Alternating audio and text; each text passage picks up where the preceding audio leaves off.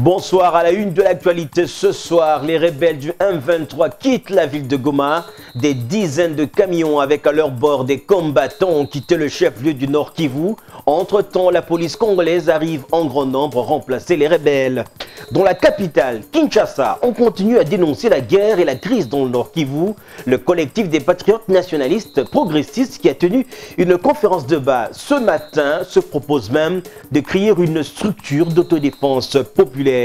À suivre aussi ces discussions entre experts des deux Congos sous la construction d'un pont route-rail qui va relier Brazzaville et Kinshasa. La bonne nouvelle, c'est surtout le prolongement du chemin de fer qui quittera Kinshasa jusqu'à Ilebo.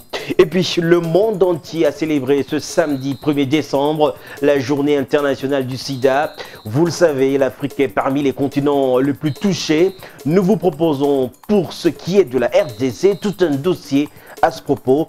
Vous nous suivez à Binza, ma campagne, à Limete et à la cité Mamamboutou. Merci à vous de rejoindre l'une des meilleures rédactions du pays. Des centaines de policiers sont arrivés depuis hier à Goma en provenance de Bukavu.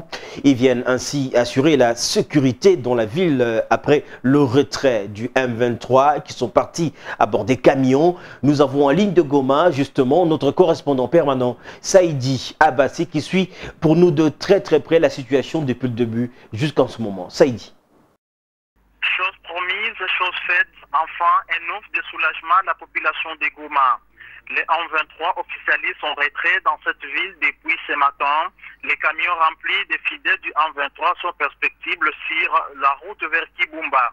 Après ce départ qui avait fait l'objet de toutes prières durant une semaine déjà, qui reste à la garde de la population et leurs biens, 278 policiers ont débarqué depuis hier au port de la SNCC Goma en provenance de Bukavu pour venir se joindre à ceux qui sont là au compte du M23 qui est resté avec l'administration et la police.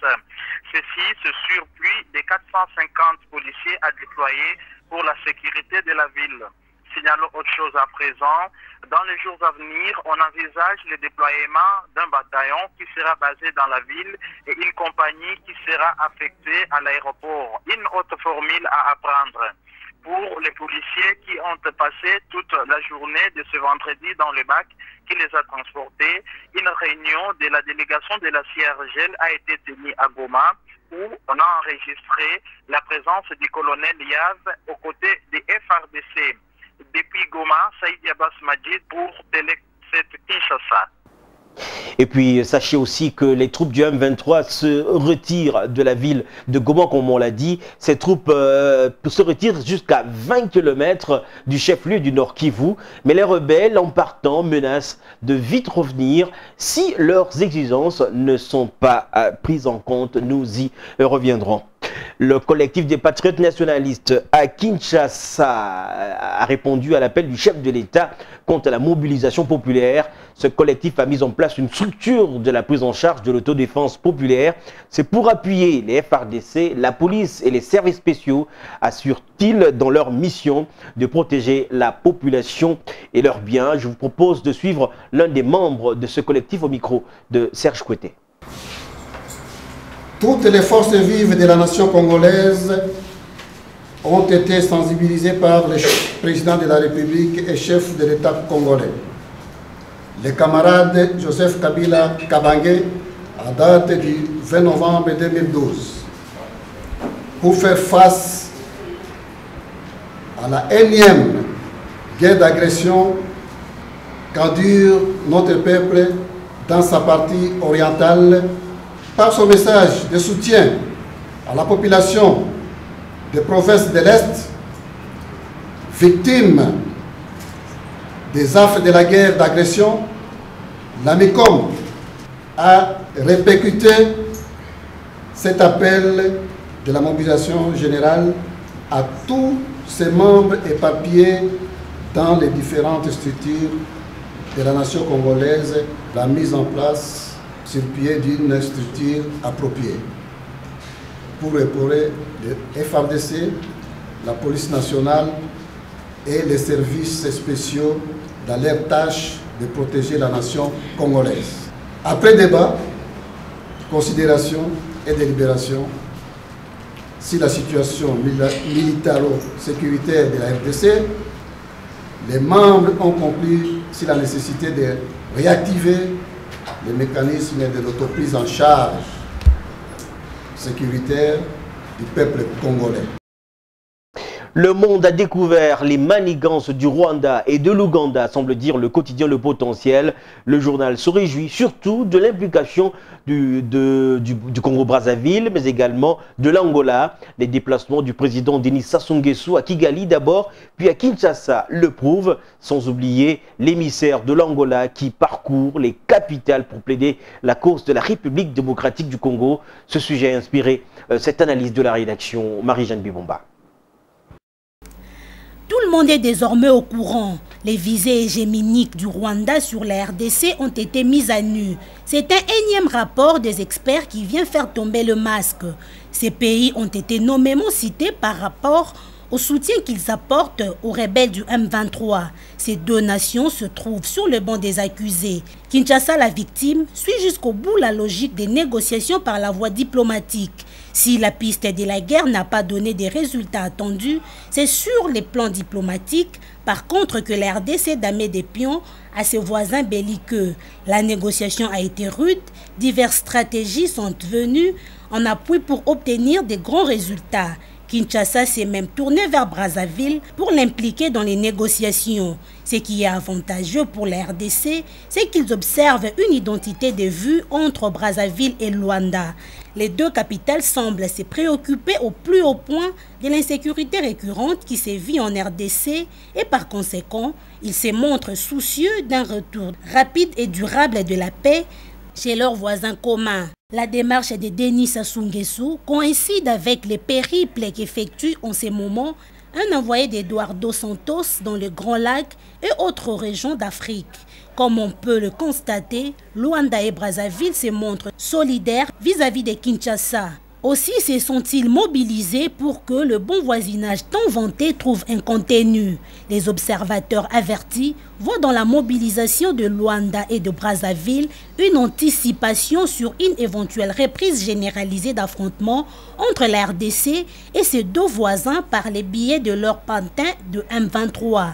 Ce dernier ne cesse de multiplier des prétextes et de faux fouillons pour contourner des conclusions de Kampala. Cela en complicité avec ses deux parrains, commandité par les anglo-saxons.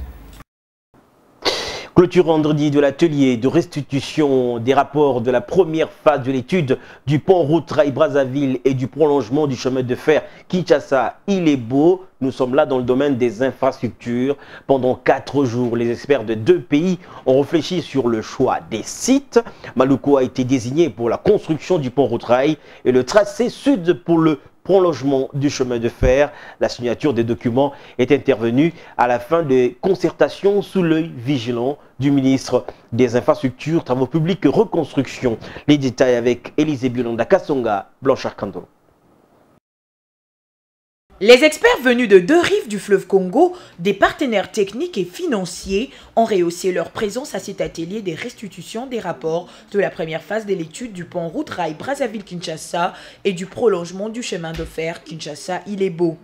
Ces échanges ont permis d'opérer le choix sur les sites qui vont permettre la construction du pont route Rail Brazzaville-Kinshasa ainsi que le prolongement du chemin de fer Kinshasa-Ilebo. Il s'agit de Maluku et du tracé sud. 2 critères globaux, notamment le critère économico-financier intégrant les contraintes physiques, techniques et géographiques, ainsi que les impacts environnementaux, sociaux et d'intégration dans les schémas des développements, ont attiré l'attention des experts. La Communauté économique des États d'Afrique centrale, organe d'exécution de ces études, et la Banque africaine des développements, principal bailleur de ces projets, ne peuvent que se réjouir de l'issue heureuse de cet atelier. Représentant la République démocratique du Congo, Fridolin Kassuechi-Musoka, ministre en charge des infrastructures, travaux publics et reconstruction, voit en ses rapports de la première phase l'étape qui a permis de mesurer la hauteur des efforts qui seront conjugués pour la mise en œuvre de ces projets. Les efforts devront être conjugués pour trouver les fonds nécessaires à la réalisation des travaux, créer les conditions juridiques et institutionnelles pour la gestion des infrastructures et adopter toutes les mesures devant permettre un accompagnement efficace. Face à ces défis, nos 2 États sont disposés à ne ménager aucun effort et franchir tour à tour les différents obstacles qui se dresseraient sur le chemin de la matérialisation de ces projets pour le développement de nos deux pays, de la sous-région et pour le bien-être de nos populations. Le même souhait était mis du côté de Brazzaville. Jean-Jacques Bouya, ministre délégué à la présidence et en charge de l'aménagement du territoire, en donne les grandes lignes. Vous avez opéré les meilleurs choix d'options, des choix de raison, des choix techniques et scientifiques dont la mise en œuvre donnera à coup sûr de jambes aux économies de nos deux pays, de notre sous-région et pourquoi pas de notre continent. Les études faites par les experts démontrent clairement que le port ne peut à lui seul résoudre la fluidité du trafic. La multimodalité en serait la parfaite solution. Cette expérience a été faite dans plusieurs pays du monde. Le vice-premier ministre, ministre du budget, était de nouveau devant les sénateurs pour cette fois répondre à une série de questions qui lui ont été dressées par des élus sur le projet du budget 2013. Après débat, ce projet a été envoyé à la Commission économique et financière. Compte rendu. Daniel Moukoko Samba a tenu à répondre aux préoccupations soulevées par les sénateurs lors du débat général sur ce projet de budget 2013. Le ministre du Budget a fait observer que du fait de la guerre dans l'est de la RDC, d'importants manques à gagner sont enregistrés le long du corridor Est.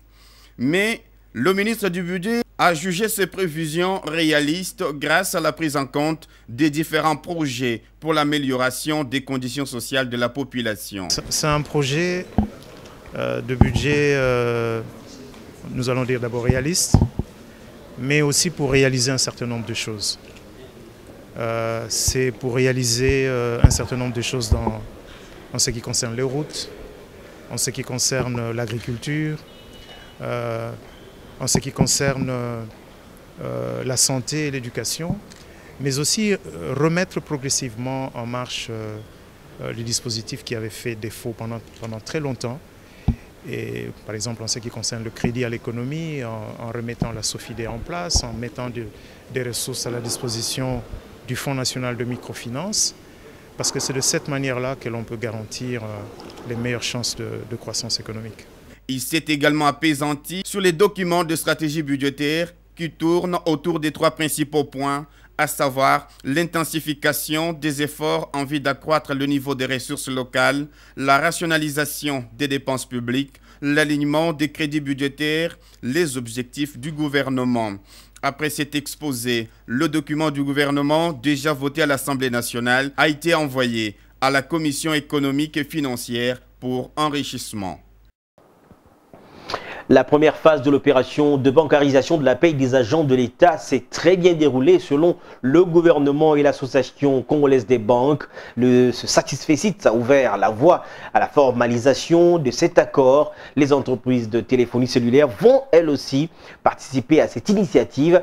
Daniel Moukoko Samba s'est dit satisfait des résultats récoltés. La réunion avec les banques a eu lieu au ministère des Finances. Compte rendu. À l'unanimité, les différents partenaires engagés dans l'opération de bancarisation parlent d'un large succès. La rémunération des agents et fonctionnaires de l'État se fait désormais par voie bancaire, ce qui hier était un rêve devient réalité. Après cette phase expérimentale, le gouvernement décide de formaliser l'accord signé avec les banques. À travers ce protocole d'accord, les deux partenaires s'engagent pour l'ACB à verser les salaires dans les comptes des bénéficiaires dans un délai ne dépassant pas 48 heures et faire rapport d'exécution de la paie au gouvernement et reverser, le cas échéant, le reliquat enregistré au trésor public.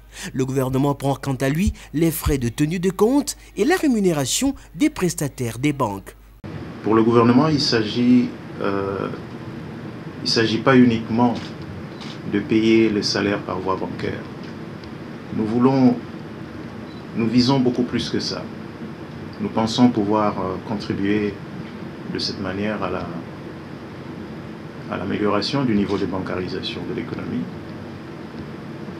J'ai encore en mémoire cette maman qui m'a dit « mais je ne suis jamais entrée dans une banque ». C'est il y a quelques jours qu'elle me disait ça. La peur d'entrer dans une banque. La conviction que, en tant que fonctionnaire, je n'aurai jamais un compte en banque. C'est un peu ce mythe que nous espérons briser. Et nous demandons aux banques de considérer les fonctionnaires comme des clients à part entière.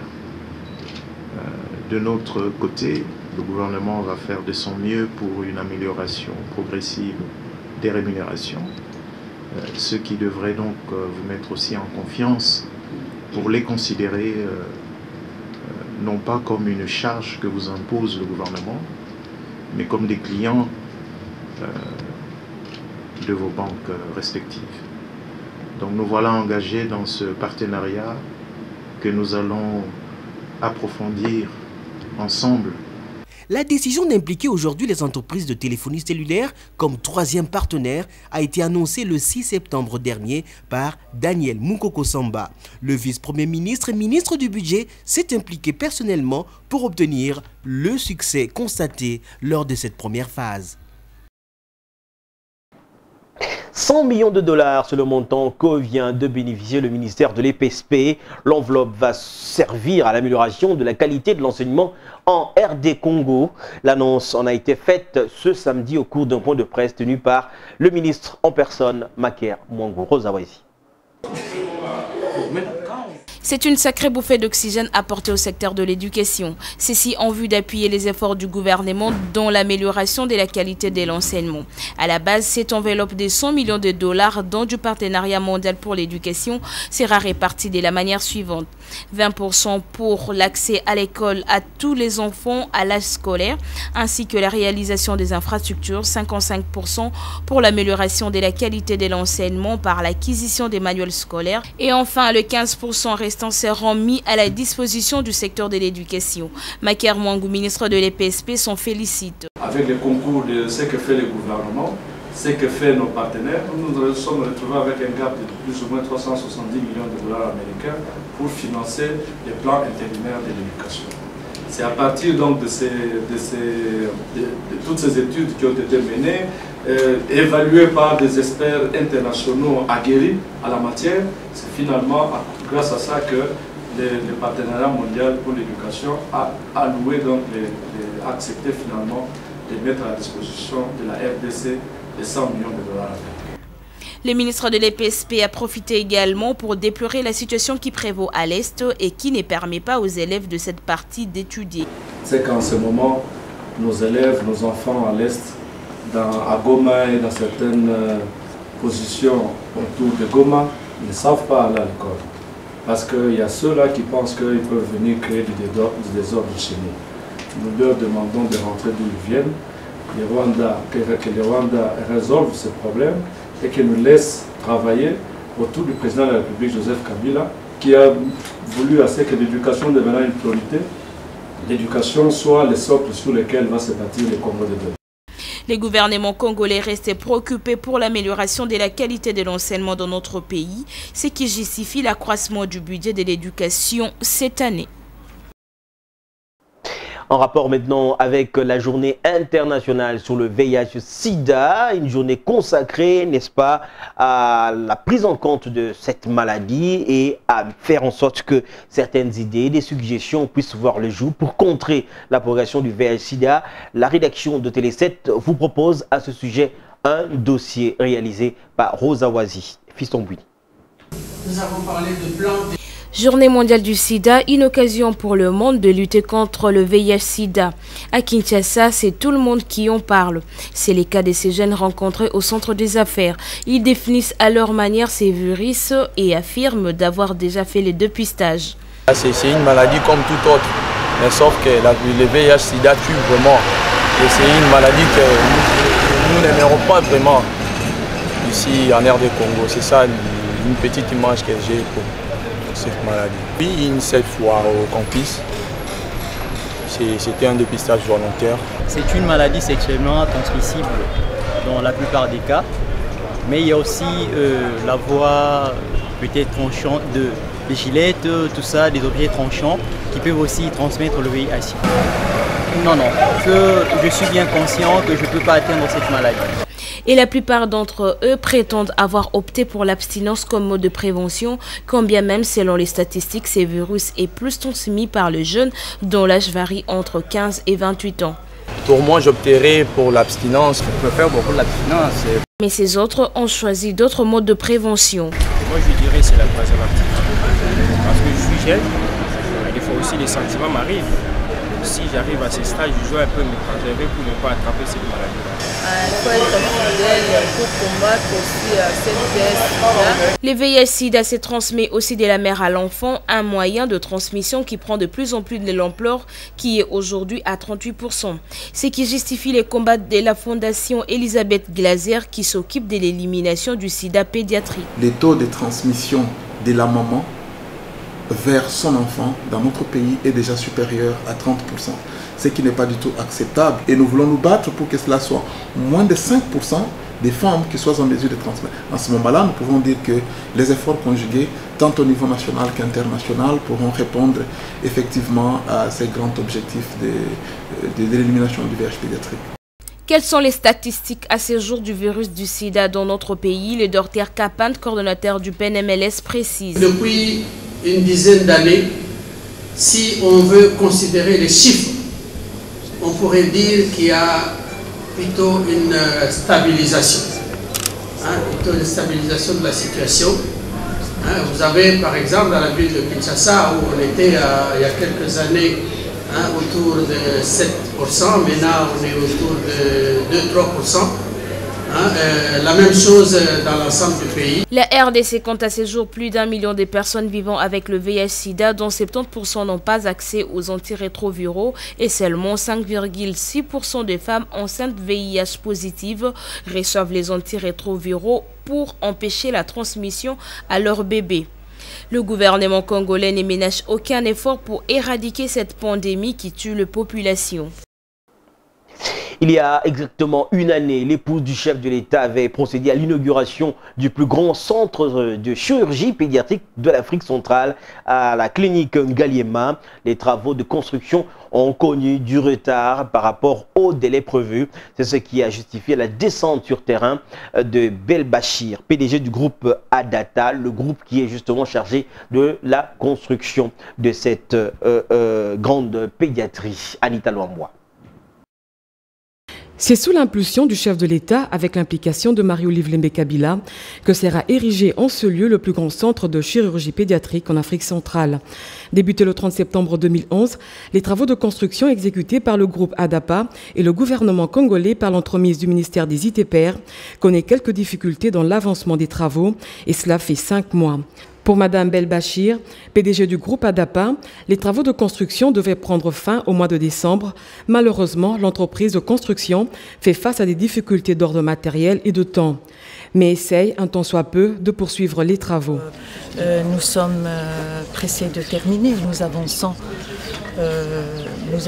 tant bien que mal, parce qu'il y a certaines difficultés que nous rencontrons d'ordre matériel. Nous travaillons dans un cadre de collaboration avec le ministère des ITP et nous essayons d'avancer et de régler les problèmes que nous rencontrons. En passant par le bloc opératoire, de la cardiologie et de l'orthopédie à la salle de réanimation et de la stérilisation, la délégation a visité ce futur centre qui sera l'unique en Afrique centrale et disposera des matériels médicaux ultramodernes tels que voulus par l'épouse du chef de l'État. Du côté du gouvernement, on est confiant, les travaux évoluent avec une allure positive.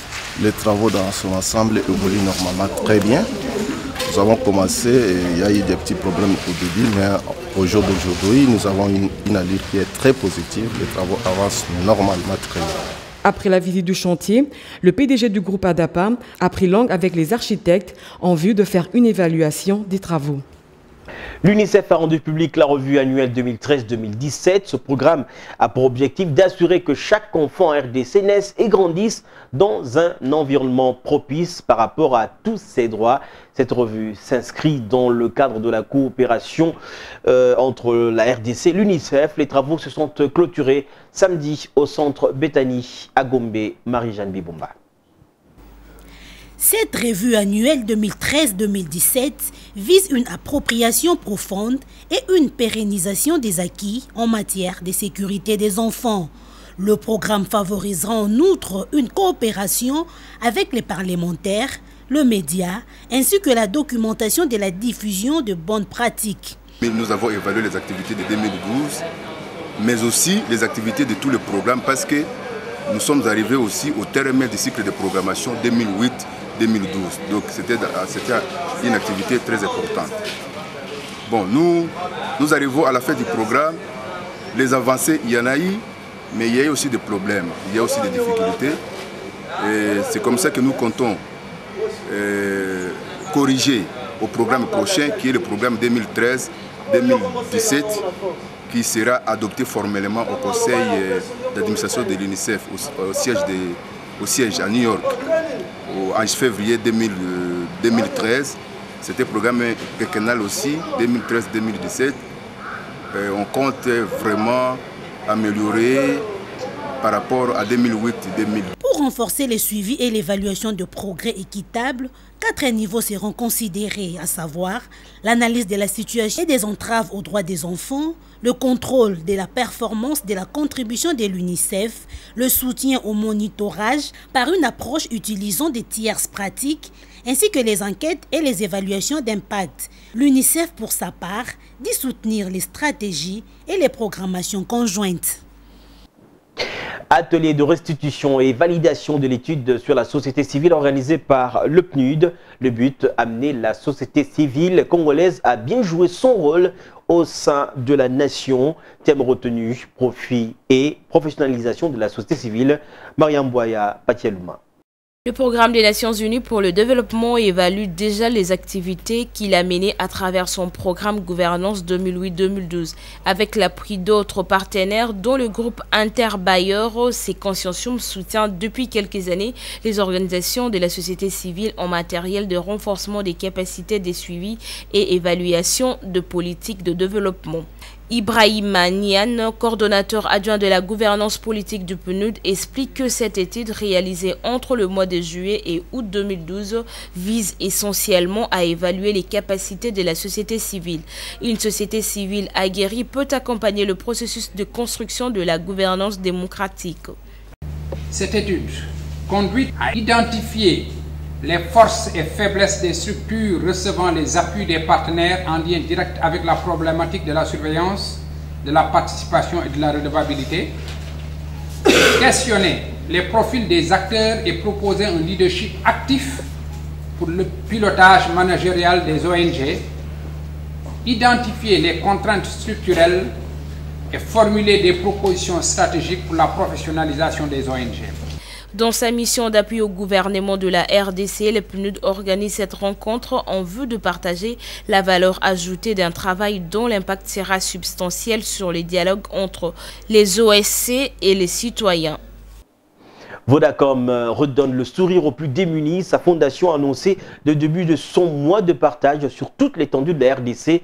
Le mois de partage s'étend sur tout le mois de décembre. Il consiste en une série de visites des orphelinats, des hommes, des vieillards et des hôpitaux. Le lancement de ce mois de partage a eu lieu vendredi à Gombe. Compte rendu. Vodacom partage, Vodacom a du cœur. Cette entreprise de téléphonie cellulaire qui fête son 10e anniversaire lance officiellement ses activités du mois de décembre dédié le mois de partage. Thème retenu par Vodacom Congo, un geste pour donner les sourires. Il s'agira pour la fondation Vodacom de visiter des orphelinats, hommes des vieillards et des hôpitaux. Le directeur général adjoint de Vodacom insiste sur la générosité. Depuis plus de 10 ans, nous avons dépensé presque 4 millions de dollars.